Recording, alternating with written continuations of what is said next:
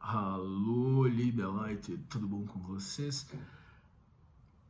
Me afastei, mas já estou de volta. Tentarei gravar com mais frequência nesse próximo mês, que eu vou estar um pouco mais tranquilo. Mas tem tanta coisa para falar, se eu pudesse eu faria plantões diários sobre as notícias que vão chegando e que coadunam com o que a gente traz aqui. Principalmente desse mundo de religião, dessas seitas avassaladoras que estão tomando conta do pensamento aqui na América do Sul, principalmente no Brasil. Escândalos vergonhosos por parte desses líderes religiosos, bem como a confusão entre política e religião que vocês devem estar acompanhando aí na tua cidade, né? Agora temos as eleições municipais, já temos um dado muito preocupante de que nos últimos anos o número de candidaturas religiosas, ou seja, de clérigos, de religiosos que se utilizam de sua posição para adentrar a política, aumentou 224%. Pastor, padre, bispo, enfim, são pessoas que se utilizam do ofício religioso para adentrar na política. Preocupante. Nós vamos gravar um vídeo específico próximo, tá? Mas hoje eu quero trazer algo para vocês, porque tudo que eu mais repudio está acontecendo. Então eu já sei que eu já perdi essa guerra mesmo. Muito embora, não sei se o termo correto seria guerra, mas seria um combate de ideias, mas é que a situação é realmente preocupante. Mas eu tenho percebido que tudo aquilo que eu reprovo numa sociedade está escalando no Brasil. E recentemente eu estava subindo aqui a Alameda onde eu resido, aqui na Alameda Joaquim Eugênio de Lima, para ir para a Avenida Paulista. Estava a pé. E 3 quadras daqui, adentrei numa ruazinha que eu não costumo entrar, e ali uma igreja evangélica se estabeleceu. Nunca imaginei que nessa região haveria igreja evangélica neopentecostal. Mas eu reparei que não são pessoas daqui, por enquanto. É gente de outros lugares, pelo biotipo, pelo visual, a gente percebe que não é gente da região, até porque seriam vizinhos e a gente conhece as pessoas, pelo menos de vista. Eu não acreditei, quase que eu tirei uma foto. Eu falei, não, vou ficar na minha. E eu estava comemorando, podemos dizer assim, o fim da organização Bola de Neve. Há uma Bola de Neve, vocês conhecem a Igreja Bola de Neve, né? Toda moderninha, que atrai os jovens e tal. Há uma unidade deles ali na Augusta. A Rua Augusta é um ícone de São Paulo, conhecida aqui, né, pela sua história mesmo, de pessoas alternativas, que buscam os bares, enfim, hoje já é um outro público que frequenta, com a decadência da sociedade, o número elevadíssimo de moradores de ruas e criminalidade já não é o que já foi, mas antigamente só ia louco para lá. Pessoas, estrangeiros iam para cá para conhecer, enfim, os bares pela madrugada dentro, e o pessoal ia em busca da droga, logicamente, né? E havia uma unidade dessa Bola de Neve ali a Rua Augusta, ela começa aqui, né, nesse bairro, nessa região onde eu moro, que é a região dos Jardins, cruza a Avenida Paulista lá em cima e desce até o centro, tá? Então do lado de cá ela é mais quietinha, o pessoal vai todo pro outro lado de lá, que é no sentido centro da cidade. Terminou a Rua Augusta, já está no centro da cidade, inclusive já para bem perto ali da Biblioteca Municipal de São Paulo. E havia neste lado de cá, 2 quadras da Avenida Paulista, uma unidade da Bola de Neve, que agora deixou de existir. Os templos estão sendo fechados graças ao escândalo envolvendo o fundador dessa organização. Então, de hora em hora, a gente sabe de notícias envolvendo essas pessoas. Ele espancava a mulher, era um bandido. E as pessoas que estavam ali de boa fé, bem intencionadas, achando que estão em busca de alguma coisa, se sentem ludibriadas e abandonam o grupo, né? Uma boa notícia seguida de uma má notícia, que agora abriram uma unidade de um grupo que eu nem sei de onde é. Esqueci, é uma religião que eu nunca ouvi falar, mas é protestante neopentecostal. Não vi gritaria ali, porque aqui se eles começarem a gritar vão fechar a unidade deles, haverá uma resistência. O que eu estou percebendo, aliás, é que estão surgindo grupos de resistência, não é? Por exemplo, a semana passada houve a marcha para Exu, obviamente da religião africana, né, de matriz africana, e eu passei pela lista por acaso. Isso está no meu Instagram, porque eu estou postando stories lá. Como eu não estou conseguindo gravar, Eu de hora em hora estou militando ali, estou fazendo meu ativismo ali porque eu acredito muito nisso, acho necessário. Então se você não me segue, me siga lá, porque a gente fica tanto tempo sem se ver, pelo menos eu não costumava levar esses temas para lá. Quem me segue há mais tempo sabe que ali eu postava uma fotinha, uma musiquinha, bobagenzinha do dia a dia. Mas pelo meu afastamento daqui eu comecei a compartilhar lá também. Então é o Tom Alex, Tom com N de navio, tá? Tom Alex, tudo junto, vocês me acham lá, tá legal?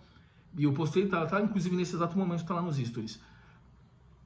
Os adeptos da religião Umbanda estavam fazendo a sua manifestação ali em frente ao MASP. Sempre que vocês de outros estados ou cidades vêm à Avenida Paulista, vocês veem ali o museu, o MASP, não é isso? Porque ali é a concentração de todas as manifestações políticas em São Paulo. Começam ali. Alvão Livre, é ali que aconteceram aquelas histórias que eu contei para vocês, do meu passado, enfim. Que ali era o ponto de encontro das pessoas, não é? Era um grupo até que considerável, mas do outro lado da rua, e cercado por várias viaturas policiais, que geralmente ficam ali a base policial, na Avenida Paulista, porque é um lugar hoje que tem índices alarmantes de furtos e assaltos, lamentavelmente. Evangélicos estavam ali praguejando, agredindo as pessoas que passavam com a Bíblia dele nas mãos, se jogando no chão. Esse papelão repugnante, repulsivo que essa gente faz, né? Bom, isso é intolerância religiosa, artigo 208 do Código Penal. Dá uma olhadinha no inciso 6º também, no inciso 6º do artigo 5º, artigo 5º, inciso 6 da Constituição Federal. Princípio da liberdade religiosa não é só para você, evangélico. A liberdade religiosa é para todos. No Rio Grande do Sul, isso aqui está parecendo um plantão de notícias. Vamos ver se eu vou conseguir chegar no tema que eu quero abordar. No Rio Grande do Sul, geralmente, recentemente, um grupo de adoradores do diabo, de Satanás, compraram um monumento lindíssimo, acho que de 5 metros de altura. Eu gosto de arte, tá? Então, aquilo ali, para mim, é uma iconografia. Eu raciocino de outra maneira. Para decorar o seu templo, um templo até que bonito, sabe? É uma religião que surge no Rio Grande do Sul, uma seita que surge no Rio Grande do Sul, que a princípio não estão fazendo nada para ninguém. Eles têm hoje um total de 100 adeptos. Isso na cidade de Gravataí. O prefeito da cidade achou uma maneira de embargar, de proibir a inauguração do templo, pautado ali na vírgula da lei, que eles não tinham licença para isso nem para aquilo, mas é uma reação dos evangélicos ao surgimento desse grupo. Eles, então, o fundador do grupo gravou um vídeo que está circulando nas redes sociais, isso foi para o Brasil inteiro. Os cristãos evangélicos tão cheios de amor, se vocês vissem as notícias, os comentários deles, né, e felizes, claro, para sua glória e júbilo depois do que aconteceu no Rio Grande do Sul com as enchentes de recentes, o mais comum é eles tentarem validar suas crenças medievais com base nisso. Os gaúchos, então, não aprenderam, né? Já não basta serem a terra da Umbanda, dos feiticeiros, agora são também adoradores do diabo, e Jesus vai castigá-los novamente. Desta maneira, evangélicos de todo o Brasil validam suas crenças às custas do sofrimento alheio, mas não perderam a oportunidade de irem aos abrigos onde estão as pessoas que estão recebendo benefícios do governo para cooptá-las para suas crenças e botar a mão nos recursos que estão sendo destinados. Não é porque cobra-se dízimo, sempre tem uma taxinha para pagar, estão de olho nisso. Enfim, esse tempo está embargado, não sabemos até quando, diz que a multa é R$50 mil por dia. Veja bem, Satanás, Lúcifer, é um personagem de várias mitologias. Todavia, ele ganha relevo dentro do cristianismo. Portanto, esta seita que surge no Rio Grande do Sul, que cultua Lúcifer, está dentro do espectro do cristianismo, já que o diabo é o opositor de Jesus. Sem Jesus, o diabo não existe e vice-versa. Se o diabo não existe, não existe o tal plano da salvação. O diabo é o inimigo. É muito comum que seitas, inclusive legendas políticas, criem um inimigo. Qual é o grande inimigo da atualidade para os políticos? Os comunistas. E são associados ao demônio, já que hoje existe uma inadequada, para dizer o mínimo, miscelânea, confusão entre religião e política. Você precisa ter um inimigo que é justamente para incutir pânico moral na sociedade. Tudo isso é pensado. Um político quando alguém se candidata a um cargo político, ele sabe que ele precisa ter uma sedução no discurso e que ele tem que conversar com sua base eleitoral. Ele tem que ter uma pauta. Nada mais eficaz do que construir um inimigo demoníaco e se apresentar como o Messias que vai salvar a todos do pecado. Certo? Esse é o ensaio do que estamos vendo hoje no Brasil, um pequeno recorte de intolerância religiosa. Na mesma Avenida Paulista, recentemente também está no meu Instagram, tem um personagem lá, um cara que se veste de porquinho com duas mulheres, eles ficam fazendo piadinhas ali e tal, brincando, não sei o quê. Um religioso evangélico se aproxima com a Bíblia e começa a praguejar. Que vai todo mundo pro inferno. E na realidade isso está na cara. Trata-se de um distúrbio psiquiátrico chamado complexo de Messias. São pessoas que têm um ego, né, tomadas por um egocentrismo muito sério, muito profundo, e acreditam que foram enviadas pelo alto para salvar os demais do pecado. Isso se espalha feito pólvora, porque de hora em hora tem um evangélico aqui em cima enchendo o saco. Eu estava recentemente, me desculpe a quantidade de notícias, porque são tantos acontecimentos e eu não consegui trazer para vocês, então eu estou tentando organizar minha cabeça para passar. Eu estava num bar na Paulista, do outro lado do MASP tem um bar com as cadeiras na rua, então é muito comum que os estrangeiros fiquem ali, que os turistas fiquem ali. E testemunhas de Jeová para todos os lados. Agora eles estão investindo pesadamente aqui. De um lado tinha testemunhas de Jeová, de outro lado testemunhas de Jeová, na frente e atrás, e grupos de evangélicos cantarolando suas canções, e eles cantam muito bem, é verdade, né? Porque eles estudam tal, técnica vocal, e ficam ali rezando. Então, realmente o mercado religioso está nas ruas, há um trabalho de proselitismo e arregimentação. Tem gente ganhando muito dinheiro com isso. Houve também a Marcha para Jesus, antes dessa Marcha para Exu. Veja que a Marcha para Exu não é só um ato religioso, pelo que eu interpreto. É um ato político, de dizer, nós estamos aqui também, nós também merecemos respeito. E se você, né, que segue uma religião de matriz africana, sabe que os cristãos declararam guerra a vocês. Portanto, estamos do mesmo lado, não é?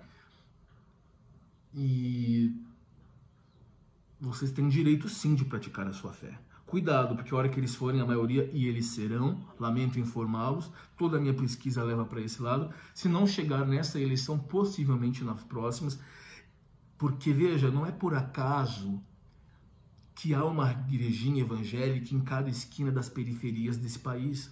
Tu vai para o Nordeste, 13 igrejas em cada rua. Já ouviram falar na igreja da parede preta? Você tem uma experiência sensorial. É como se fosse uma boate, uma balada.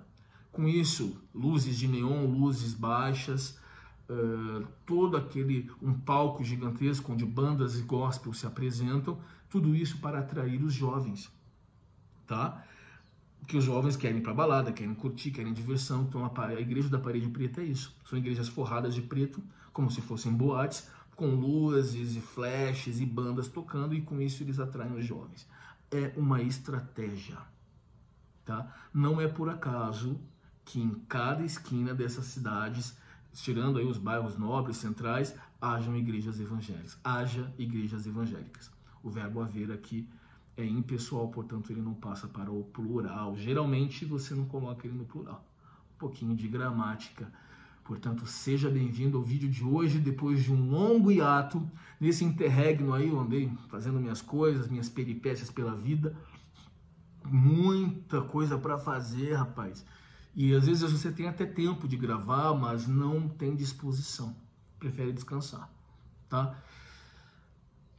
As pessoas buscam na religião muitas coisas, porque como a gente está cada vez mais afastado e as redes sociais permitem que você crie mundos virtuais paralelos e seja quem você quiser ser, tu usa filtros para esconder a tua cara feia, né? Para quem tem a cara feia. Mas não deveria se preocupar, porque o que mais tem mesmo é gente assim, então é mais fácil de achar alguém. O problema é que você vive uma realidade paralela que não vai te trazer nada de bom. Né? Quanto mais a gente finge ser aquilo que a gente não é, mais dor isso nos causa. Não precisamos ser também translúcidos e transparentes o tempo inteiro, afinal de contas você tem um mundo para enfrentar aí. Tua vida privada, por exemplo, diz respeito único e exclusivamente a ti. Né? Ninguém tem nada a ver com isso. Peraí que eu tinha amarrado meu cabelo aqui, deixa eu amarrar de novo. Então é o seguinte,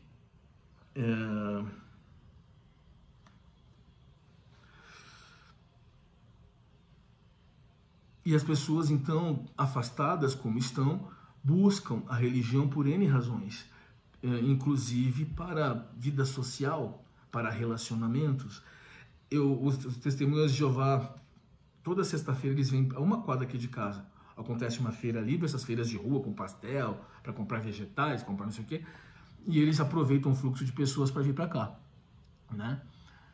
E eu sempre passo e vejo, eu nunca vi ninguém parar para conversar com eles, nunca. Nem aqui, nem na Paulista, engraçado. E outro dia eles estavam perto de mim no bar, eu estava num bar, e eles estavam relativamente próximos, eu nunca vi ninguém parar para conversar com eles. Mas eles entre si, o bate-papo come, viu? Nossa, eles têm sempre muito assunto, então é a religião propiciando encontros sociais. É bem verdade que a fobia social tomou conta de todo mundo. A gente que vai, conforme você vai vivendo, você vai recebendo dardos das pessoas e se arrepende de um dia ter confiado em alguém e descobre que aquele que mais te conhece é aquela pessoa que tem mais munição contra ti. Por isso que hoje a gente vive uma sociedade líquida e fluida, as pessoas evitam aprofundamentos, vão tocando o barco, quem ficou para trás ficou, elas conhecem outra pessoa ali, também é tudo superficial, conversinha de elevador, sabe, de trânsito, tudo muito pueril e sem aprofundamentos, justamente para não se expor, porque a complexidade das relações humanas demanda muito cuidado, e num mundo onde a sobrevivência se torna cada vez mais delicada. Em 1850, Arthur Schopenhauer, um filósofo alemão, que vocês devem conhecer como o pai do pessimismo, teve a brilhante inspiração de escrever a parábola do porco-espinho, que influenciou inclusive o pensamento ocidental, notadamente a obra de Sigmund Freud. Sigmund Freud, certo? Sigmund com som de Z. Seja bem-vindo à pronúncia correta desse nome. E a parábola consiste basicamente em um trecho assim, um pequeno texto, um pequeno excerto. Isso foi em 1851 e é mais contemporâneo do que nunca. E foi a obra mais popular de Arthur Schopenhauer. A parábola diz o seguinte: em um dia gelado de inverno, diversos porcos-espinhos se amontoaram muito próximos para evitar que congelassem. Porcos-espinhos, graças ao calor mútuo, então eles se aproximavam, porque existia a fonte de calor que cada um gerava, mas havia os espinhos entre eles, né? São porcos-espinhos. Eles logo sentiram a dor causada pelos espinhos dos demais, o que fez com que eles se separassem novamente. Mas a necessidade de calor voltou a uni-los e o recuo dos porcos-espinhos se repetiu, de forma que eles ficaram presos entre dois males, até descobrirem a distância adequada na qual poderiam se tolerar melhor uns aos outros.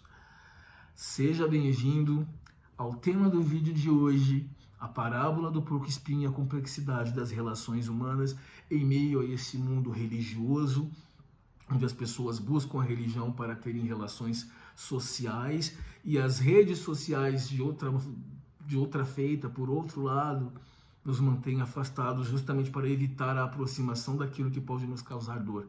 Nossos mecanismos e recursos de defesa são ativados para evitar a dor. Por outro lado, por sermos seres sociais, buscamos a companhia dos outros, mas não conhecemos a justa medida, a distância adequada. Seja bem-vindo, portanto, e vamos trabalhar esse tema nesse dia agradabilíssimo. Eu gosto, porque quando começa a ficar meio friozinho assim, que em São Paulo tem uma semana por ano, mas enfim, a gente faz o que pode. E aqui um texto da BBC, eu gosto muito das matérias da BBC, e o autor aqui, o jornalista, coloca da seguinte maneira: este conto parece infantil, mas ele resume a complexa natureza das relações humanas. E como costuma ocorrer com Schopenhauer, seu final não é muito feliz. Schopenhauer, ele tem uns pensamentos que eu gosto muito porque ele te afasta da felicidade tóxica, da positividade tóxica,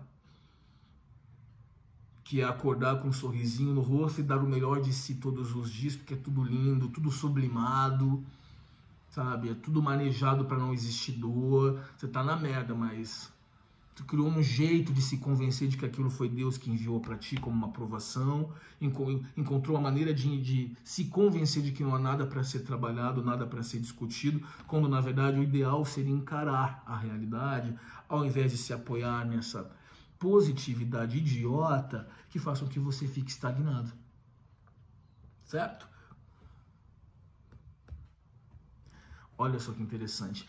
Ele conta que a vulnerabilidade é necessária para que as relações sejam mais transcendentes e satisfatórias, mas ela aumenta o risco de uma dor mais profunda. Veja que há uma dicotomia, não é? E mostra como vivemos presos entre dois males, o isolamento e o risco de nos ferirmos mutuamente. Aspas. A necessidade de sociedade que surge do vazio e da monotonia da vida das pessoas as une.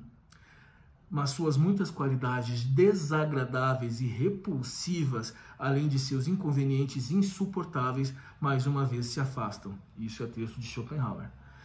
Veja que ele fala das nossas características desagradáveis e repulsivas. Sim, nós somos mesmo. Ele tem toda a razão.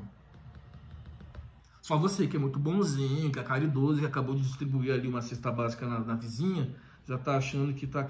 Né? Que é melhor que todo mundo. Pois não é não. Geralmente, gente caridosa, eu quero distância máxima. Geralmente estão escondendo alguma coisa. Geralmente estão, ou para se aparecer nas redes sociais. Quero distância. Não quero nem olhar. Porque fez uma doaçãozinha de porcaria de cesta básica, acha que é, né? Vamos lá. É óbvio, né? O que seria do miserável se não houvesse um caridoso, não é?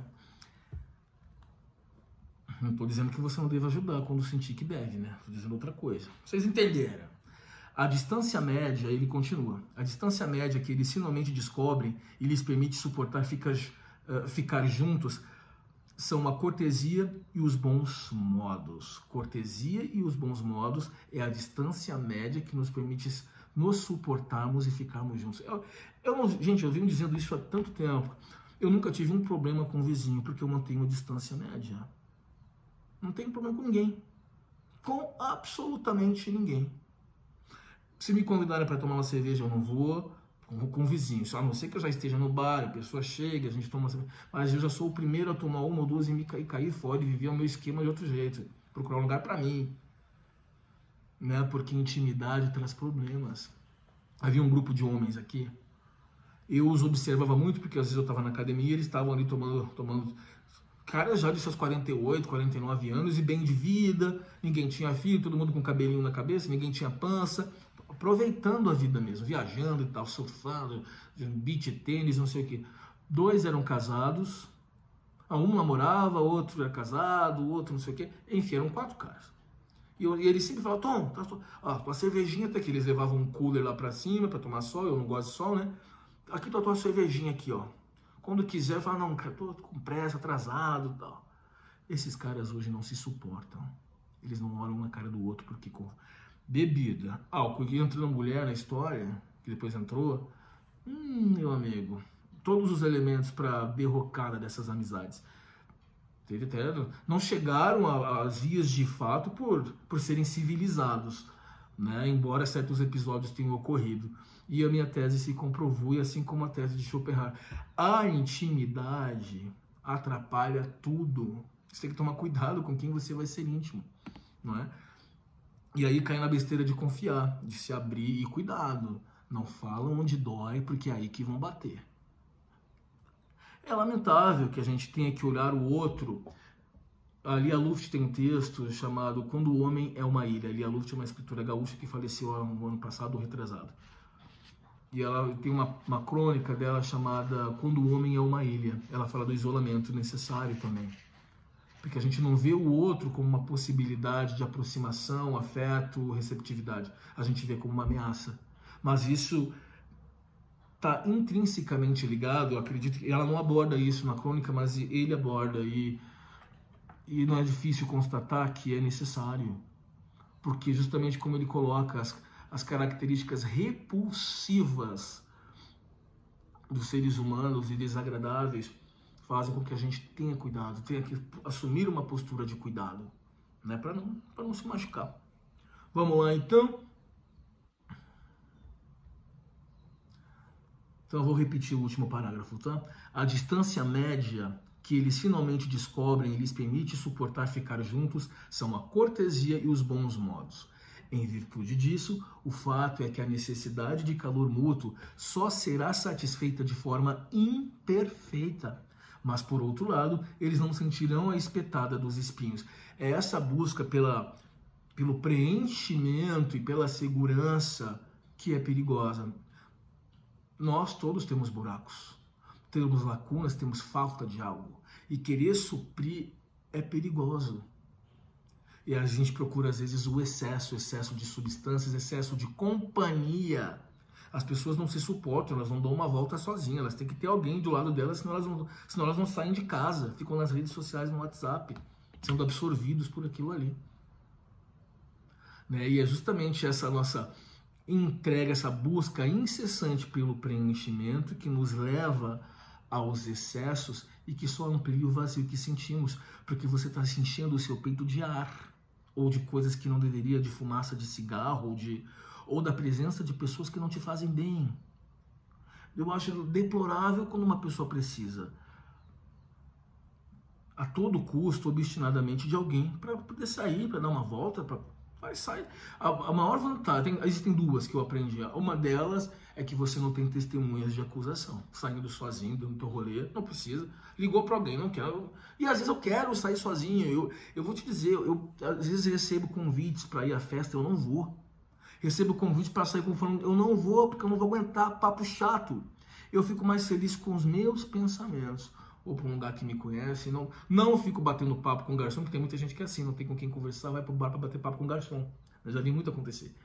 Pego meu fone de ouvido vou refletindo e me perco em mim, nas minhas, fico ali absorto, sabe, com aquilo que eu quero pensar, sem censura de ninguém, porque veja, o pensamento é a instância mais livre que a gente tem. Na liberdade do teu pensamento, você pode discriminar alguém, por exemplo. Não existe punição do pensamento para a normatividade jurídica, mas existe na religião. Porque a Bíblia cristã diz que em seu pensamento terá pecado. Se cobiçou a mulher do vizinho, se cobiçou não sei quem. É aí que a religião e as seitas de controle mental das mais diversas ordens atuam.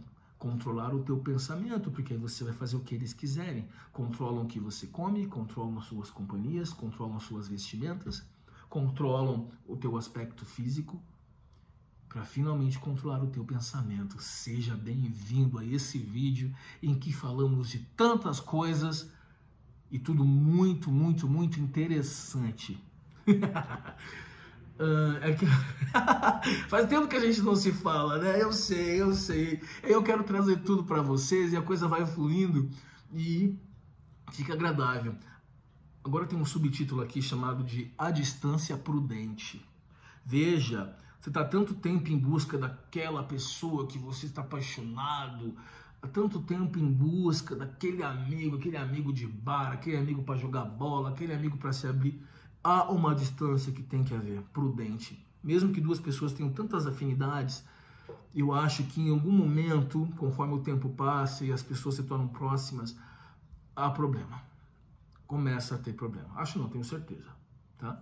A distância prudente. Apesar do pessimismo, a genialidade da parábola reverbera com as pessoas que estudam os desafios da intimidade. O pai da psicanálise, Sigmund Freud, 1856 a 1939, ele morreu, você sabe que ele morreu de eutanásia, né? Freud morreu de eutanásia. Ele falou com um amigo dele médico, ele estava com dores lancinantes pelo câncer de garganta, ele era um tabagista inveterado, e ele falou, pelo amor de Deus, cara, não dá mais. Pelo amor de Deus não, acho que ele não usaria essa expressão, mas ele disse... Aí o amigo dele falou assim, vamos embora. E eutanásia nele. Para abreviar o sofrimento, deveria ser algo natural, né? Tão natural quanto a luz do dia. Zoeira. Tão natural quanto o direito à vida. Seria o direito a uma morte digna. Para evitar essa onda de suicídios que não se fala, ninguém fala sobre isso. O direito é a eutanásia. Para que as pessoas... Não, mas é só Deus que dá a vida e ele retira. Aí começa esses evangélicos, essa gente louca, com esse papo furado, que se depender deles, meu amigo, a gente vive na idade da pedra, na idade das trevas. Tá? É que eu estou entrando sem querer no próximo vídeo, mas eu vou parar por aqui para a gente abordar melhor, porque eu vou trazer algo assim, de extrema importância no próximo vídeo, tá? Então aqui ele está falando que Sigmund Freud foi influenciado por ele quando escreveu o seu livro Psicologia das Massas e a Análise do Eu. Esse livro é bárbaro. Ele discute a ambivalência dos sentimentos inerente aos relacionamentos de longo prazo. Você está entendendo quando Bauman, o filósofo polonês, cunha essa expressão sociedade líquida? Na realidade, ele aponta um problema, porque as relações estão cada vez mais afrouxadas e o distanciamento entre os seres humanos cada vez mais preocupante, mas a gente tem que entender que isso é sim os mecanismos de defesa. É a atuação dos mecanismos de defesa. Todo mundo tem muita dor. Ninguém sabe mais em quem confiar. Os desafios da sobrevivência se impondo. Eu compartilhei no Instagram, por isso que eu queria que vocês começassem a seguir lá, porque eu tô muito chato lá, sabe? Eu tô muito chato que eu tô trazendo temas que eu só trazia pra cá, por causa da minha necessidade de expressão. Lá eu só postava bobagem.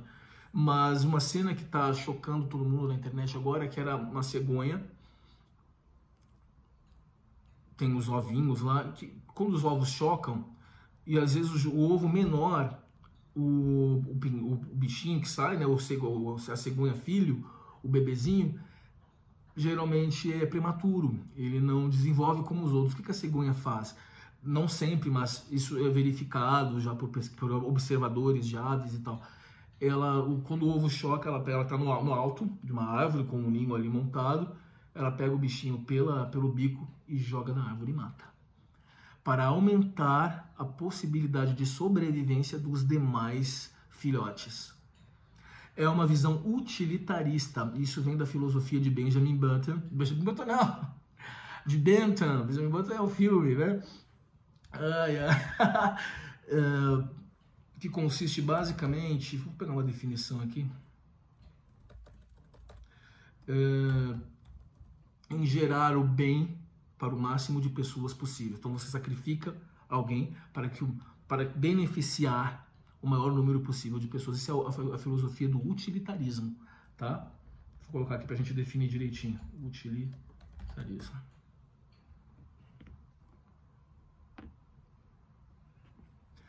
Só para a gente definir. O utilitarismo é uma doutrina que avalia a moral e, sobretudo, as consequências dos atos humanos. Caracteriza-se pela ideia de que as condutas adotadas devem promover a felicidade ou o prazer do coletivo, evitando-se assim as ações que levam ao sofrimento e à dor.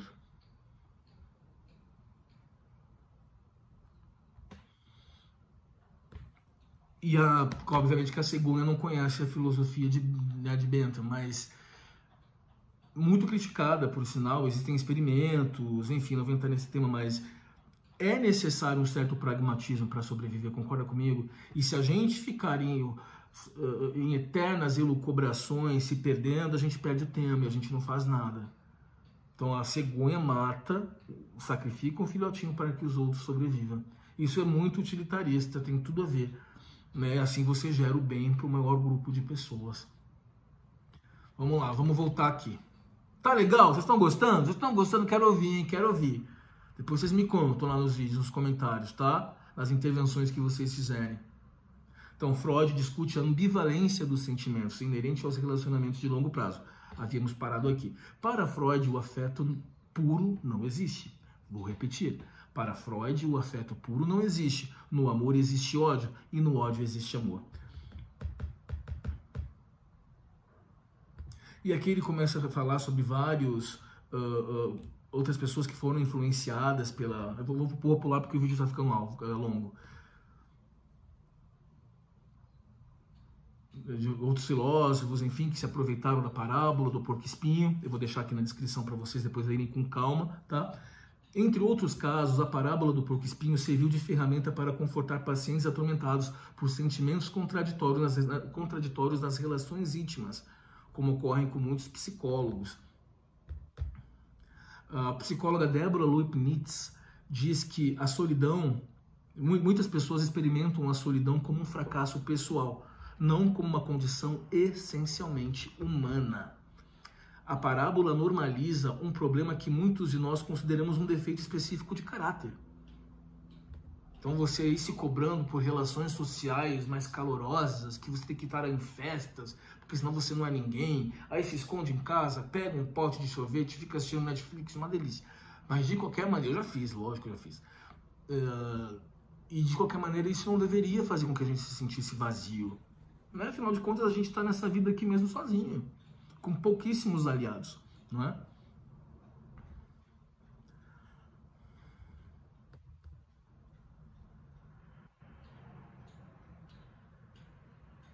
A parábola do porco-espinho também serviu para ilustrar a importância dos limites, tanto físicos quanto emocionais, além de outros aspectos das relações interpessoais. Aqui ele vai falar de um anime que eu vou pular, que eu já estou quase 40 minutos aí, né?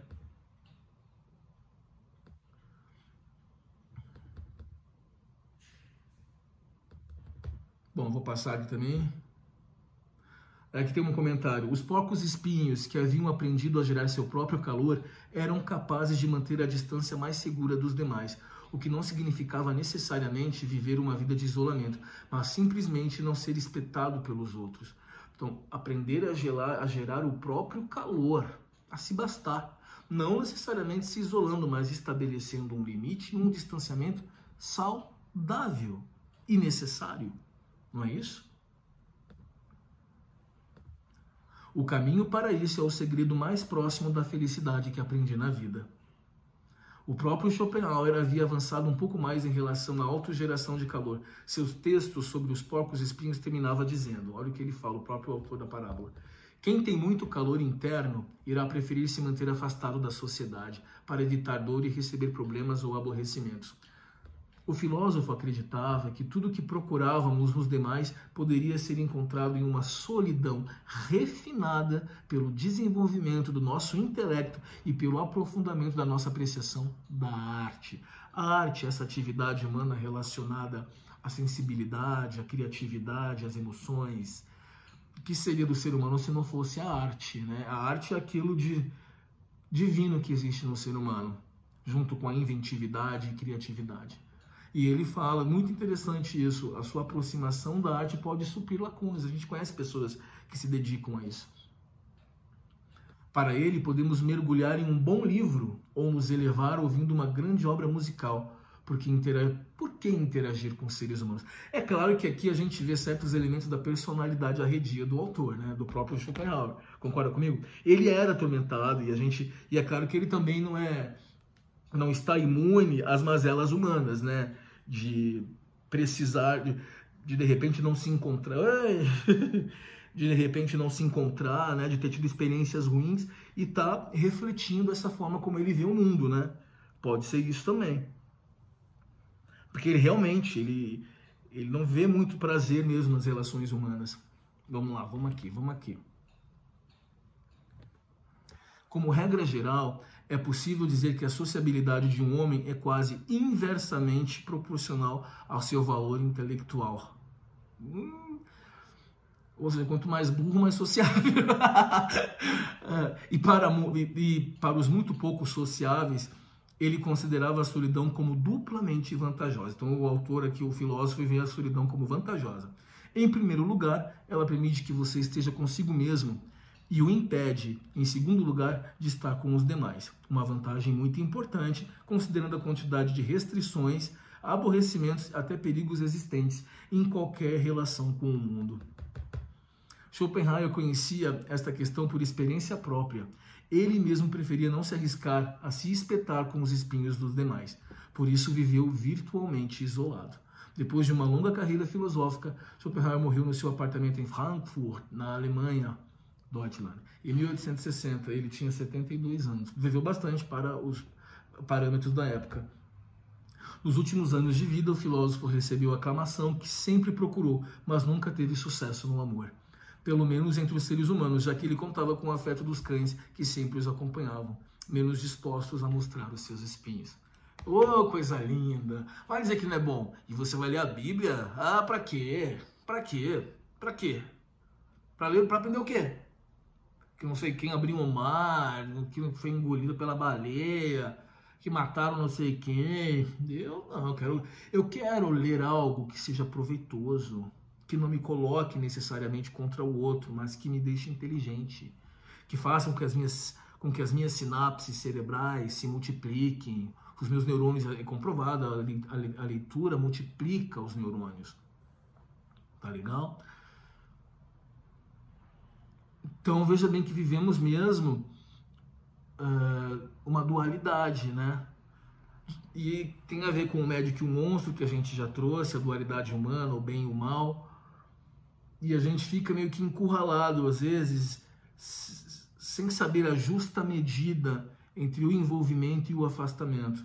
Então ele fala de uma aproximação prudente, de um distanciamento prudente, sempre deixando claro que há limites, que há certos territórios que são inacessíveis para quem quiser. Em que as pessoas precisam saber também, eu acho que tato, né?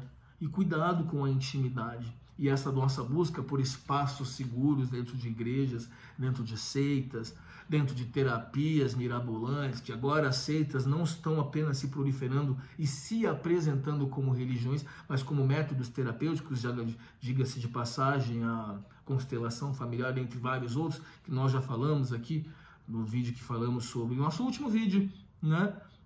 Sobre a indústria da cura. Esse vídeo foi muito interessante, aprendi muito com esse vídeo. Tá certo, meus queridos? Eu volto em breve, dessa vez vai ser breve mesmo, tá? Tem 42 minutos aí, espero que vocês tenham gostado. Eu comecei o vídeo trazendo algumas notícias de última hora do mundo dos cristãos e da intolerância religiosa e consegui trazer o dilema do corpo do porco-espinho e da complexidade das relações humanas. Fundamental. Nos vemos em breve. Tchau. Boa semana.